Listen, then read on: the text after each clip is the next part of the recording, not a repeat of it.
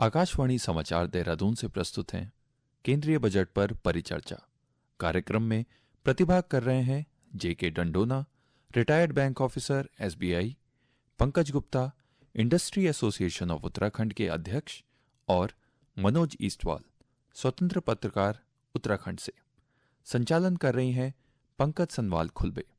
NDA सरकार के तीसरे कार्यकाल का पहला पूर्ण बजट आ चुका है। केंद्रीय वित्त मंत्री निर्मला सीतारामन ने वर्ष 2025-26 का केंद्रीय बजट पेश करते हुए कहा कि इसका लक्ष्य विकास में तेजी लाना, समावेशी विकास सुनिश्चित करना, निवेश में वृद्धि और देश के मध्यम वर्ग की खर्च करने की क्षमता को बढ़ाना है। बजट में हर क्षेत्र के लिए कुछ न कुछ प्रावधान किए गए हैं। बजट के इन प्रावधानों पर ही हम अपने इस विशेष कार्यक्रम में चर्चा करेंगे। केंद्रीय बजट पर परिचर्चा करने के लिए आज हमारे साथ हैं जेके डंडोना जी, जो कि रिटायर्ड बैंक ऑफिसर हैं एसबीआई से। हमारे साथ हैं इंडस्ट्री एसोसिएशन ऑफ उत्तराखंड के अध्यक्ष पंकज गुप्ता जी, और साथ ही हैं मनोज ईस्टवाल जी, जो स्वतंत्र पत्रकार उत्तराखंड से हैं।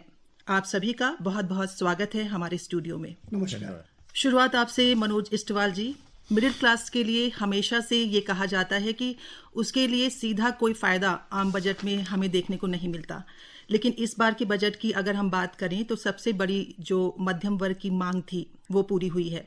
आयकर छूट की सीमा को 7 लाख रुपए से बढ़ाकर 12 लाख रुपए किया गया है। आप क्या कहना चाहेंगे? बेहतरीन, स्वागत करने योग्य पहल है, और इस पर कहना ये चाहिए कि मिडिल क्लास को अगर लाभ उन तक पहुंच रहा है गवर्नमेंट के माध्यम से, तो ये हमारे लिए खुशी की बात होनी चाहिए। हर मिडिल क्लास जो जूझ रहा है, बेसिकली मैं अगर उत्तराखंड की बात करूं, उत्तराखंड में जो पलायन कर रहे हैं जी, सबसे ज़्यादा मिडिल क्लास ही पलायन कर रहा है, और वो शहरों की तरफ इसलिए भाग रहा है क्योंकि वहाँ सुविधाओं का और जो अपने वित्तीय संकटों से उनको जूझना पड़ रहा है, उसके कारण वो शहरीकरण में अपने को शामिल कर रहे हैं। लेकिन गाँव खाली ना हो, इस पे लगता है ये बजट में अगर ऐसा प्रावधान है तो उम्मीद की जा सकती है कि ये बेहतरीन पहल हो। पंकज गुप्ता जी, आपसे जानना चाहूंगी बजट पर आपकी प्रतिक्रिया। बजट की प्राथमिकता क्या है, लक्ष्य क्या है, और अर्थव्यवस्था पर इसका क्या प्रभाव देखते हैं आप? देखिए, मेरा मानना यह है कि जो इस बार का बजट है वो बजट भारत के लिए बजट है, सबके लिए बजट है। हर वर्ग के लोगों को ये छूता है कहीं ना कहीं, किसी न किसी माध्यम से। ये जो बजट है ये देने वाला बजट है, हम ये कहेंगे, ना कि लेने वाला बजट है। तो अपने आप में एक बहुत बड़ी बात है कि इन्होंने जो भी हमारे इंजन्स ऑफ ग्रोथ हैं उन सब के लिए इन्होंने बात करी है, चाहे वो हमारा एग्रीकल्चर सेक्टर हो, चाहे वो एमएसएमई सेक्टर हो, चाहे वो इन्वेस्टमेंट हो, चाहे वो हमारा एक्सपोर्ट्स हो। तो इन सब चीज़ों को जब आप टच कर रहे हैं तो आप जो है पूरे समावेशी जो आप कहते हैं, हर चीज़ को आप जो टच कर रहे हैं। ये एक रोड मैप है जो हम विकसित भारत की 2047 की जब हम बात करते हैं, ये उसके लिए एक रोड मैप है। वित्त मंत्री निर्मला सीतारामन ने बजट में केंद्र सरकार की अर्थव्यवस्था की सबसे बड़ी कड़ी मध्यम वर्ग को अपनी आर्थिक योजना के केंद्र में रखा है और आयकर स्लैब में बदलाव किए हैं। जेके डंडोना जी, मैं आपसे जानना चाहूंगी कि अब हम कह रहे हैं कि अब लोगों का ये जो पैसा है वो बचेगा। अगर हम देश की ग्रोथ इंजन की बात करें, जब हम ये उम्मीद कर रहे हैं कि भारत 2047 तक विकसित भारत होगा, तो जो सरकार का रेवेन्यू कम हुआ है, आप इतने बड़े पैमाने पर जो रेवेन्यू घटा रहे हैं, तो जो केंद्र सरकार की विकास नीतियां हैं जिसमें आप खर्च करने की बात कर रहे हैं, तो विकास के काम कैसे हो पाएंगे? देखिए, इसमें अभी जो मनोज जी बता रहे थे उसकी अगर हम डिटेल में जाएंगे तो जैसा कि आप भी कह रही थी कि 12 लाख रुपए तक की छूट दी जाएगी।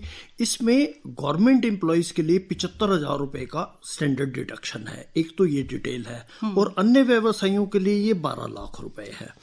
और टोटल रेवेन्यू का जो लॉस होगा वो 1 लाख करोड़ रुपए का होगा। और जो एक एडवांटेज दूसरा दिया गया है वो ये है कि टैक्स रिटर्न जो आप पहले 2 साल तक भर सकते थे, अब वो 4 साल तक आप भर सकते हैं।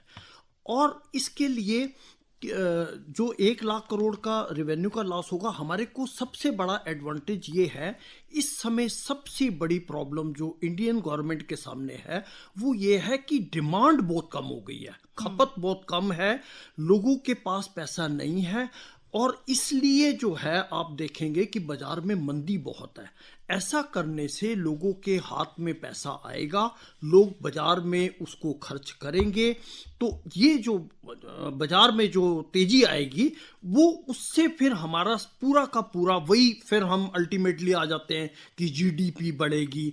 और उसमें जो पैसा ऐसा नहीं है कि ये नुकसान होगा, जो पैसा कुछ लोग बचत भी करेंगे, तो इससे कम ऐसा अनुमान लगाया जा रहा है कि 40,000 से 45,000 करोड़ रुपए तक जो है वो बैंकों के पास एक्स्ट्रा आ जाएगा। और ये पैसा जो आ जाएगा वो फिर उसको आसानी से, जो कि बाद में हम इसको और डिटेल में डिस्कस करेंगे कि किस तरह से किसान क्रेडिट कार्ड में 3 लाख से मियाद बढ़ाकर, जो लिमिट बढ़ाकर 3 लाख से 5 लाख कर दी गई, और ये प्रधानमंत्री कृषि धन धान्य योजना, इस सब के लिए ये पैसा यहाँ से आएगा। तो ये मेरी समझ से ये बहुत अच्छा कदम उठाया गया है, और ना केवल सैलरीड क्लास को फायदा होगा बल्कि बैंकों को भी बहुत अधिक फायदा। जी, पंकज गुप्ता जी, एमएसएमई को देश का महत्वपूर्ण ग्रोथ इंजन कहा गया है। आपको लगता है कि इस बजट से एमएसएमई को अपने विस्तार करने का अवसर मिलेगा और नए रोजगार की संभावनाएं बढ़ेंगी? देखिए, इस बजट पे पहली बार जो है बहुत अच्छी तरीके से एमएसएमई सेक्टर पे फोकस किया गया है, और जो मेक इन इंडिया जो हमारे भारत सरकार का प्रोग्राम है उससे इसको बल मिलेगा। जहाँ तक एमएसएमई सेक्टर की बात है, इसमें एक तो जो क्लासिफिकेशन है एमएसएमई की उसको जो है दोबारा से रिवाइज किया गया है, और अपवर्ड रिवीजन है। उससे ये है कि माइक्रो सेक्टर जो पहले 1 करोड़ तक इन्वेस्टमेंट वाला था, अब उसको बढ़ा के 2.5 करोड़ रुपए कर दिया गया है। उसका जो टर्नओवर था 5 करोड़ तक सीमित था, अब उसे 10 करोड़ कर दिया गया। इससे जो है माइक्रो जो एंटरप्राइजेस हैं वो और खुल के काम कर सकते हैं और ज़्यादा इसमें लोग पार्टिसिपेट कर सकते हैं। इसमें schemes for first time entrepreneurs, जिसमें कि हमारी महिलाएं हैं, शेड्यूल कास्ट है, शेड्यूल ट्राइब्स हैं, उन लोगों के लिए ऋण देने की बात की गई। 2 करोड़ रुपए तक का ऋण उन्हें 5 साल के अंदर जो है 5 लाख नए उद्यमी जो क्रिएट किए जाएंगे उसकी भी बात की गई है। और सबसे इम्पोर्टेंट बात जो की गई है, किस तरीके से हमें एक जो है सिंप्लीफाइड वे में क्रेडिट मिल सकता है, उसके लिए उन्होंने जो है एक credit card MSME micro enterprises के लिए 5 लाख रुपए तक का जो क्रेडिट कार्ड विदाउट एनी, ये पहले हम अगर बैंक में जाते हैं लोन के लिए अप्लाई करते हैं उसमें बहुत सारा पेपर वर्क इन्वॉल्व होता है। अब सिंपली एक क्रेडिट कार्ड लेंगे, 5 लाख तक की उसकी लिमिट है, तो मैं कहीं भी जाके अपने एंटरप्राइज बिजनेस रिलेटेड एक्सपेंसेस के लिए उसको यूज कर सकता हूँ। ये अपना आप में एक बहुत बड़ा अच्छा पॉजिटिव डेवलपमेंट है। मनोज इस्टवाल जी, शिक्षा के क्षेत्र में अगर विस्तार की बात करें तो इस बजट को कैसे देखते हैं आप, और रोजगार को किस तरह से इस बजट में प्रोत्साहन दिया गया है? मैडम, शिक्षा के क्षेत्र में कई अभी क्रांतिकारी बदलाव आपको देखने को मिलेंगे प्रदेश के अंदर के। और जल जीवन को लेके तो ये बात चली रही थी, एजुकेशन भी उसमें अगर जोड़ा गया है जी, तो मुझे लगता है कि ये एक क्रांतिकारी परिवर्तन के तहत आ रहा है। माध्यमिक जो शिक्षा केंद्र है, माध्यमिक जो शिक्षा व्यवस्था है, उसमें ब्रॉडबैंड के माध्यम से नई तकनीक विकसित की जा रही है, और इस तकनीक से दूरस्थ गांव में बैठा हुआ व्यक्ति भी या दूरस्थ अपना जो छात्र है वो ले पाएगा। मेडिकल की सीटें जो बढ़ाई गई हैं वो 75,000 सीटें आने वाले समय में बढ़ी हैं। ये सौभाग्य की बात है प्रदेश के लिए, और प्रदेश हित में अगर ये आगे बढ़ता है तो हम लोग, हमारे बच्चे जो बेरोजगार हैं, रोजगार की तलाश में हैं, ये जो सुनहरे भविष्य के लिए अपने सपने देख रहे हैं, उनके सपने उजागर होने की उम्मीद जताई जा सकती है। ये मेरा मानना है। जी, जेके डंडोना जी, केंद्र सरकार की ये प्राथमिकता रही है कि किसानों की आमदनी को बढ़ाया जाए। विकसित भारत के सपने को पूरा करने के लिए कृषि सेक्टर को अर्थव्यवस्था का पहला विकास इंजन बताया गया है। कैसे इसको पूरा हुआ देखते हैं आप? मैडम, ये ग्रामीण विकास, खनन, ये भी प्रायोरिटी रहेगी गवर्नमेंट की, और ग्रामीण अर्थव्यवस्था में इससे नई जान आएगी इस बजट से। इस संदर्भ में हमें ये जानना अति आवश्यक है कि हम दालों का इंपोर्ट करते हैं, और यहाँ पर विशेष बल दिया गया है कि तूर उड़द और मसूर पर विशेष ध्यान के साथ दालों में आत्मनिर्भरता के लिए एक 6 वर्षीय अभियान का शुभारंभ किया जाएगा, ताकि हमारा जो डिपेंडेंस है इंपोर्ट के ऊपर, दालों का इंपोर्ट के ऊपर, उस पर जो हमारी फॉरेन एक्सचेंज खर्च होती है वो नहीं होगी। और किसान क्रेडिट कार्ड जो 3 लाख से 5 लाख रुपए की जो सीमा बढ़ा दिया जाएगा, ये एक इनडायरेक्ट बेनिफिट है किसानों को, जिससे कि वो अपनी उपज बढ़ा सकेंगे। इसके अतिरिक्त वित्त मंत्री ने अनुसूचित जाति और जनजाति की पहली बार की उद्यमियों को 5 लाख महिलाओं के लिए एक नई योजना का भी शुभारंभ अगले 5 साल के लिए करने का अनाउंसमेंट किया है। जी, इसी के साथ एक प्रश्न मेरा आपसे और है कि गांव में हम कहते हैं कि भारत बसता है, तो ग्रामीण विकास के रोड मैप के लिहाज से आप इस बजट को ग्रामीण विकास मंत्रालय में जो तमाम आवंटन किए गए हैं कितना इम्पोर्टेंट मानते हैं, जिससे ग्रामीण अर्थव्यवस्था को कैसे और मजबूत किया जा सके?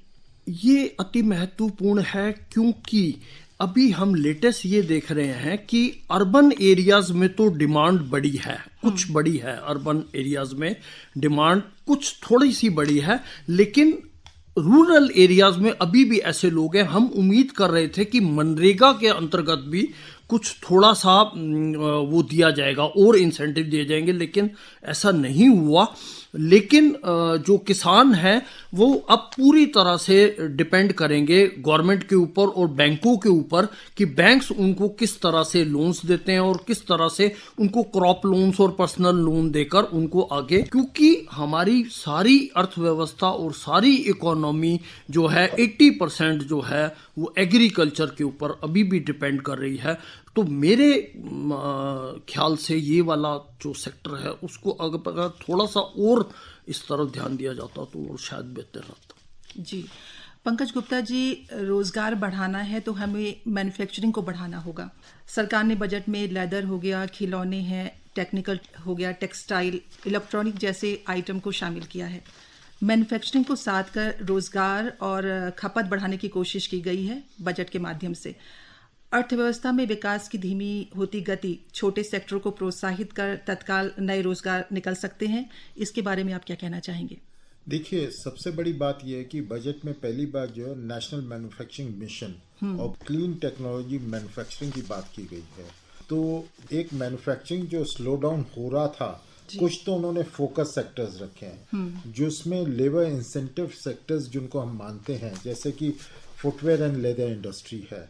इसमें उन्होंने करीब 22 लाख जॉब्स क्रिएट करने की बात करी है with the investment of 1.1 lakh crore. इसी तरीके से टॉय इंडस्ट्री जो कि रिवाइव कर रहे हैं हम लोग, पहले ये चाइना से हम लोग टॉयज इंपोर्ट करते थे, अब हम चाह रहे हैं कि हमारे यहाँ मेक इन इंडिया के तहत टॉय इंडस्ट्री जो है दोबारा से रिवाइव हो और बड़ी अच्छी तरीके से रिवाइव हो रही है, उसको भी सपोर्ट करने की बात की गई है। और सबसे इम्पॉर्टेंट बात है फूड प्रोसेसिंग, क्योंकि फूड प्रोसेसिंग का बैकवर्ड लिंकेज भारत के गाँव में बसता है। और जब हम फूड प्रोसेसिंग इंडस्ट्री को और उसमें वैल्यू एडिशन करके नए नए प्रोडक्ट्स हम लेके आएंगे तो ये अपने आप में एक बहुत बड़ा रोजगार का और मैन्युफैक्चरिंग का एक माध्यम बनेगा उसको आगे ले जाने के लिए।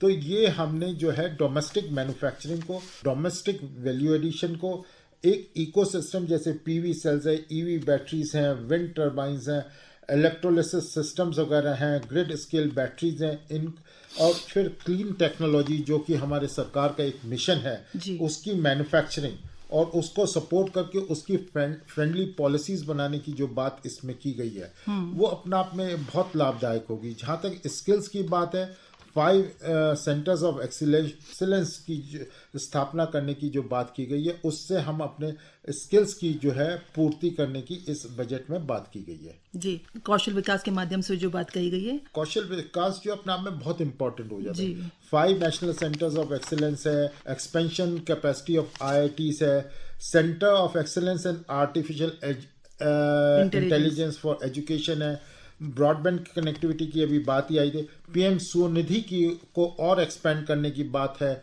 अच्छा, मुद्रा को जो है होम स्टेज से जोड़ने की बात की गई है। वो ये सब जो है बड़े पॉजिटिव डेवलपमेंट्स हैं जिससे कि जॉब्स भी क्रिएट होंगी और डेवलपमेंट भी आएगा। जी, निश्चित तौर पर यदि विकसित अर्थव्यवस्था बनाना है तो आयात घटाना होगा और निर्यात बढ़ाना होगा। आपको अपने देश के लोगों की ज़रूरतों को तो पूरा करना ही है, साथ ही इतना उत्पादन करना है कि इसे आप बाहर भी भेज सकें, तभी अर्थव्यवस्था में एक बूस्टअप देखने को मिलेगा। मनोज स्टिवाल जी, पिछले कुछ वर्षों में हमने देखा कि रेलवे में कई अभूतपूर्व बदलाव हमें देखने को मिले हैं। इस बार रेलवे का बजट भी काफी बड़ा है। अगर हम उत्तराखंड की बात करें तो रेल बजट में उत्तराखंड में 11 रेलवे स्टेशनों को अमृत स्टेशन के रूप में विकसित करने का बजट में प्रावधान किया गया है। रेलवे के विस्तार और आधुनिकीकरण का ये कदम देश और राज्य की अर्थव्यवस्था बढ़ाने में कितना महत्वपूर्ण होगा? ये स्वागत योग्य है। उत्तराखंड के लिए तो इसलिए स्वागत योग्य है कि दूरस्थ बिल्कुल चाइना बॉर्डर तक अगर रेल जाएगी तो स्वाभाविक है कि एक जो डर है पूरे उसका कि कभी भी जो निकटवर्ती क्षेत्र हैं चाइना कब्जा कर लेता है। उत्तराखंड में हम सौभाग्यशाली हैं कि ऐसा नौबत नहीं आई। कर्णप्रयाग तक 125 किलोमीटर लंबी रेल लाइन है। 11 अमृत स्टेशन बनके तैयार हो रहे हैं। 6,641 करोड़ मेरे ख्याल से जो अभी केंद्र ने इस वर्ष के लिए रेल को दिया है, और 24,659 करोड़ रुपए जो है टोटल लागत है इस रेल लाइन की, जिसमें 49% मतलब 49% काम हो चुका है। और जिस तेजी से ये काम हो रहा है, आने वाले समय में लगता है कि ये जो 2030 तक जाने की उम्मीद थी, मुझे लगता है कि हम जल्दी 2028 तक शायद रेलवे का सुख भोग सकेंगे। और जो देहरादून या ये अपने मैदानी भूभाग ऋषिकेश से चलने वाले यात्री हैं, 1.5-2 घंटे में अपने आराम से अपने कर्णप्रयाग तक या बद्रीनाथ तक पहुंच सकते हैं। आने वाले समय में एक सुखद स्वप्न जो बहुत सालों से देखा जा रहा था रेल का, वो अब जल्दी ही हमारे नौनिहाल भी भुगतेंगे, और हम जिस पीढ़ी में हम भी मेरे ख्याल से इसका फ़ायदा उठा पाएंगे। इस बजट में रेल के प्रति एक ईमानदारी के साथ जिस तरीके से उत्तराखंड को आगे ले जाया जा रहा है, पर्यटन की दृष्टि से ये बहुत सुखद होगा। रेवबंद रूट की रेल लाइन का 96% जो कार्य है वो 1,053 करोड़ की लागत से लगभग 96% कार्य पूरा हो गया है, और 27.5 किलोमीटर की ये परियोजना थी जो लगभग पूर्ण होने के लगभग है। 63 किलोमीटर की जो किच्छा खटीमा रेल लाइन बनेगी, उस पर 228 करोड़ की लागत आने वाली है। तो ये भी एक सुखद है कि गढ़वाल कुमाऊं दोनों रेल लाइन से लगभग जुड़ रहे हैं। ये मेरा मानना है। आगामी समय में ये रेल योजना पर्यटन से हमें जोड़कर इसका लाभ देगी, ऐसा मेरा मानना है। जी, पंकज गुप्ता जी, आप इसमें कुछ कहना चाहेंगे कि जो उत्तराखंड में 11 रेलवे स्टेशनों को अमृत स्टेशन के रूप में विकसित करने का बजट में प्रावधान किया गया है, राज्य के लिए इसमें अर्थव्यवस्था में कुछ फायदा मिलता देखते हैं आप? डेफिनेटली। देखिए, चाहे वो रेल हो, चाहे वो एयर हो, चाहे वो रोड कनेक्टिविटी हो, ये तीनों का जितना ज़्यादा हम मजबूत इनको करेंगे अपने राज्य के लिए, उससे डेफिनेटली हमारी जो इकनॉमी है, जो हमारा अर्थव्यवस्था है, वो बहुत मजबूत होगी। जैसे उड़ान सेवा की अगर बात करें, उड़ान योजना, उसमें 120 न्यू डेस्टिनेशंस की बात की गई है। मैं समझता हूँ कि उत्तराखंड एक पॉजिटिव स्टेट है जो इसका लाभ ले सकता है। इसी तरीके से support for states for infrastructure, 1.5 lakh crore जो है 50 साल के लिए आपको विदाउट इंटरेस्ट आपको लोन देने की बात की गई है स्टेट्स को, उसमें उत्तराखंड को उसका लाभ लेना चाहिए। पावर सेक्टर रिफॉर्म्स की जो बात की गई है उसका हमें लाभ लेना चाहिए। अर्बन चैलेंज फंड जो स्टैब्लिश किया गया 1 लाख करोड़ का, क्योंकि हमारे यहाँ इस टाइम अगर आप देखें देहरादून, हरिद्वार, इस तरह की जो सिटीज़ हैं, यहाँ पे चैलेंजेस आ रहे हैं। दीज आर अर्बन चैलेंजेस, और हमको इनको दूर करने की इस टाइम बहुत अति आवश्यकता है। तो हमको इस फंड का जो है लाभ लेना चाहिए। इसी तरीके से एक जो उन्होंने कहा ना कि छोटे न्यूक्लियर पावर स्टेशंस इस्टेब्लिश करने की जो बात की गई है, उसका भी लाभ लेना चाहिए अपने यहाँ, और पावर को, क्योंकि हाइड्रो का एक रिस्ट्रिक्शन है जी। उसके बाद हमारी डिमांड बढ़ती चली जा रही है, तो हम अपनी बिजली की पूर्ति कहाँ से करें? तो न्यूक्लियर एनर्जी मिशन जो उन्होंने बात की है, और उसमें छोटे न्यूक्लियर पावर स्टेशंस को स्टैब्लिश करने की बात की है। मैं समझता हूँ कि हमें इन सब चीज़ों का, योजनाओं का लाभ लेना चाहिए, और उससे हम उत्तराखंड को अच्छी तरीके से और उसका विकास। और उत्तराखंड जो है ऊर्जा प्रदेश के नाम से भी जाना जाता है। बिल्कुल। बजट में स्वास्थ्य क्षेत्र के लिए भी बड़े ऐलान किए गए हैं। जेके डंडोना जी, जिला अस्पतालों में डे केयर कैंसर केंद्र स्थापित करने की बात हो, भारत में निजी क्षेत्र की भागीदारी से चिकित्सा, पर्यटन और स्वास्थ्य लाभ को बढ़ावा मिलेगा। हील इन इंडिया के माध्यम से आप आइए और यहाँ आकर स्वस्थ होइए। क्या कहना चाहेंगे स्वास्थ्य के क्षेत्र में ये जो पहले की जा रही हैं? मैडम, इसमें ये है कि हर डिस्ट्रिक्ट में ऐसा प्लान किया जा रहा है कि कैंसर केयर सेंटर बनाए जाएं। इससे स्पेशली उत्तराखंड में जो पहाड़ पर लोग हैं जिनको इलाज के लिए दिल्ली या बॉम्बे जाना पड़ता है, अब वो यहाँ पर अपना इलाज करा पाएंगे। दूसरा, स्वास्थ्य के क्षेत्र में एक सबसे बड़ा जो एडवांटेज है वो जन आरोग्य योजना के अंतर्गत स्वास्थ्य देखभाल के लिए गिग कर्मचारी जो अनऑर्गेनाइज सेक्टर में, जैसे स्विगी में काम करते हैं, जोमेटो में काम करते हैं, अब इनको पहचान पत्र भी दिया जाएगा और 5 लाख रुपए तक की इनको मेडिकल की सुविधा भी उपलब्ध कराई जाएगी। और जैसे रेयर, जिनको कहते हैं दुर्लभ बीमारियां, जैसे कैंसर या किडनी ट्रांसप्लांट, इसके लिए जो है उन्होंने क्या किया है, इनकी दवाओं पर कस्टम ड्यूटी जो है वो कम करती है। बेसिक दवाएं जो हैं, 33 बेसिक दवाएं हैं, ये 33, उनके ऊपर इन्होंने कस्टम ड्यूटी कम कर दी है, जिससे कि ये दवाएं सस्ती उपलब्ध होंगी और गरीब लोग जो ये अफोर्ड नहीं कर सकते ये ट्रीटमेंट, वो उनको सस्ती मिलेंगी। तो ये स्वास्थ्य के क्षेत्र में ये भी एक बहुत बड़ा कदम है जिसकी बहुत अधिक आवश्यकता थी। जी, पंकज गुप्ता जी, जैसे कि अभी जेके डंडोना जी ने गिग वर्कर्स की बात की, जो लोग ऑनलाइन प्लेटफॉर्म से काम करते हैं, गिग वर्कर्स जो असंगठित क्षेत्रों में काम करते हैं, उनको भी सामाजिक सुरक्षा और प्रधानमंत्री जन आरोग्य योजना का लाभ मिलने की बात है इस बजट में। क्योंकि सोशल सेक्टर में जब हम हेल्थ की बात करते हैं, उस लिहाज से ये जो विस्तारीकरण, ये कितना अहम आप मानते हैं? क्योंकि स्वास्थ्य सबके लिए, हेल्थ इज फॉर ऑल, सरकार का ये कदम कितना महत्वपूर्ण? देखिए, इसमें दो चीज़ों को हम अलग देखना पड़ेगा। एक तो जो डिलीवरी बॉयज हैं, डिलीवरी बॉयज को उन्होंने गिग योजना से थोड़ा सा अलग रखा है। डिलीवरी बॉयज को जो उन्होंने हेल्थ केयर फैसिलिटीज दी हैं वो ईएसआई के माध्यम से दी हैं जी। और जो गिग वर्कर्स हैं, गिग वर्कर्स में हमारे जो स्ट्रीट वेंडर्स और जो अनऑर्गेनाइज सेक्टर के जो सारे वर्कर्स आ जाते हैं, रेडी ठेली वाले, और जिनका कि अभी तक किसी भी तरीके से कोई लिंक किसी भी हेल्थ स्कीम से नहीं था, तो उनको सोशल सिक्योरिटी देने की बात की गई है इस बजट में। पहली बार उन पे जो है फोकस किया गया है कि उनको भी सोशल सिक्योरिटी नेट में हम लोग लेकर आए।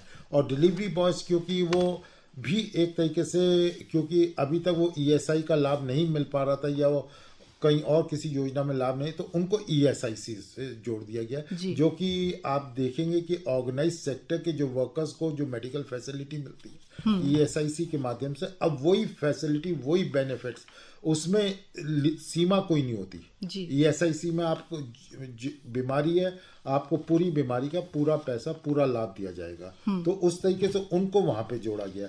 तो मैं समझता हूँ कि हर वर्ग को जो है किसी ना किसी तरीके से उसको मेडिकल सुविधाओं का लाभ मिल सके, उसको जोड़ने का प्रयास किया गया। दूसरा, सबसे बड़ी दिक्कत क्या आती है कि हम लोग कम्युनिकेट नहीं कर पाते जब कोई बीमारी होती है। जैसे कि उन्होंने सेकेंडरी स्कूल्स को जो है ब्रॉडबैंड कनेक्टिविटी से जोड़ने की बात की गई है, इसी तरीके से प्राइमरी हेल्थ केयर सेंटर्स जो हैं उसको भी ब्रॉडबैंड कनेक्टिविटी पूरे देश में अक्रॉस द कंट्री उन्होंने प्रोवाइड करने की बात करी। जी, यहीं पर मैं आपसे ये भी जानना चाहूंगी पंकज गुप्ता जी, प्रधानमंत्री नरेंद्र मोदी ने बजट के बाद अपनी प्रतिक्रिया में भारतीयों के सपनों को पूरा करने वाला बजट इसे बताया है। उन्होंने 4 मल्टीप्लायर्स की बात कही। उन्होंने इसे इन्वेस्टमेंट को बढ़ाने वाला, सेविंग को बढ़ाने वाला, कंजम्पशन को बढ़ाने वाला और ग्रोथ को बढ़ाने वाला बताया है। किस तरह से इसे आप देखते हैं? डेफिनेटली, देखिए, हर क्षेत्र में अगर आप देखें, किसी ना किसी तरीके से एक लॉन्ग टाइम स्कीम्स को लाके उसको धरातल पे उतार के किसी ना किसी तरीके से भारत के विकास की उन्होंने बात करी है। तो मैं समझता हूँ कि it will give a long term effect, चाहे वो पावर सेक्टर, चाहे वो रेलवेज हो, चाहे एयर कनेक्टिविटी हो, चाहे इंफ्रास्ट्रक्चर हो, चाहे एजुकेशन हो, चाहे हेल्थ हो, जो इम्पोर्टेंट सेक्टर्स हैं, एग्रीकल्चर है, एमएसएमई है, एक्सपोर्ट्स है, सब पे उन्होंने फोकस किया। जब ये सेक्टर्स ग्रो करेंगे, आगे बढ़ेंगे, तो डेफिनेटली देश भी तरक्की करेगा और आगे बढ़ेगा। अटल टिंकरिंग लैब्स की उन्होंने बात करी है, तो वो रिसर्च एंड डेवलपमेंट की उन्होंने बात करी है। इसी तरीके से उन्होंने रिसर्च एंड डेवलपमेंट आज की तारीख में बहुत इंपॉर्टेंट हो जाता है। स्मॉल रिएक्टर्स हो गया, अर्बन चैलेंज फंड हो गया, ये सब जो उन्होंने बातें करी हैं, तो ये अपने आप में मैं समझता हूँ कि टूरिस्ट डेस्टिनेशंस को, नए टूरिस्ट डेस्टिनेशंस को स्टेट्स के पार्टनरशिप में डेवलप करने की जो उन्होंने बात करी है, तो अपने आप में, और अपना भारत को AI एज के लिए तैयार करने की जो बात करी है, हम मॉडर्न इंडिया की भी बात कर रहे हैं और जो हमारा ट्रेडिशनल इंडिया है उसकी भी बात कर रहे हैं, तो अपने आप में ये एक विकसित भारत की उन्होंने बात करी है। जी मनोज इस्टवाल जी, अगर हम उत्तराखंड की बात करें तो क्या ये बजट राज्य के विकास के लिहाज से अगर देखा जाए तो संतुलित है, और किन किन क्षेत्रों में और सुधार की जरूरत है? जहाँ तक पत्रकारिता और बजट का सवाल है, पत्रकारिता के क्षेत्र में काम करते करते इतना तो हम लोग जानकारी हासिल करने की कोशिश करते हैं कि बजट का आम जनजीवन पर क्या प्रभाव पड़ रहा है। तो यकीनन उत्तराखंड के परिवेश में इस समय इस बजट को बहुत ढंग से सराहा जा रहा है। सब लोग इस बजट की प्रशंसा कर रहे हैं, और विभिन्न हमने जितने भी क्षेत्र हैं अपने इसमें, चाहे पर्यटन है, चाहे शिक्षा है, चाहे स्वास्थ्य है, जल जीवन मिशन जो गांव-गांव तक हर घर जल हर घर नल की व्यवस्था थी, उसमें भी उत्तरोत्तर इस समय वृद्धि की उम्मीद की जा रही है कि हर गांव तक ये सारी सुविधाएं पहुंच रही। कि गांव और शहरों में उत्तराखंड का ये बजट अगर ढंग से इस्तेमाल में लाया गया तो मुझे लगता है कि आने वाला कल एक सुकूनदायक होगा उत्तराखंड के लिए। जेके डंडोना जी, उत्तराखंड की अर्थव्यवस्था के संदर्भ में अगर हम देखें तो ये बजट कितना लाभकारी साबित हो सकता है, और अगर हम राज्य के राजस्व और वित्तीय स्थिति की बात करें तो इस बजट का क्या प्रभाव पड़ेगा? मैडम, इसमें 1515 करोड़ रुपए एक्स्ट्रा रखा गया है उत्तराखंड के लिए। और दूसरी बात ये है कि स्टेट को फायदा इनडायरेक्ट कैसे होगा। हमने स्टार्ट किया था ये इनकम टैक्स में रिबेट के, तो उत्तराखंड के लगभग 3.5 लाख एम्प्लॉइज जो हैं उनको सीधा लाभ मिलेगा, क्योंकि वो 12 लाख रुपए तक की रेंज में आते हैं इनकम टैक्स की। तो वो पैसा भी बाजार में आएगा, वो पैसा भी उत्तराखंड में मार्केट में आएगा, जिससे कि यहाँ पर भी डिमांड बढ़ेगी और जो मंदी जो ऑलरेडी चल रही है वो दूर हो। अंत में आप सभी से एक संक्षिप्त प्रतिक्रिया लेना चाहूंगी। कुछ आपको ऐसा लगता है कि टैक्स के कुछ ऐसे साइलेंट फीचर हैं, कुछ ऐसी खास बातें जिन पर कम चर्चा इसमें हो रही है, जिसका इम्पैक्ट लंबे समय में ज्यादा पड़ेगा? देखिए, एक सबसे बड़ी बात जो है, हमारी एक इंस्टीट्यूशन थी पोस्ट ऑफिस, वो कहीं ना कहीं धीरे धीरे उसकी अहमियत कम होती जा रही थी। इस बजट में पहली बार उन्होंने कहा India post to be developed as a major logistic organisation. जी। तो आप देख रहे हैं कि विभिन्न प्राइवेट कोरियर कंपनीज तो डेवलप कर पाई, पर कहीं ना कहीं हमारा पोस्टल डिपार्टमेंट पीछे छूट गया था, तो उसको भी रिवैम्प करने की बात की गई है।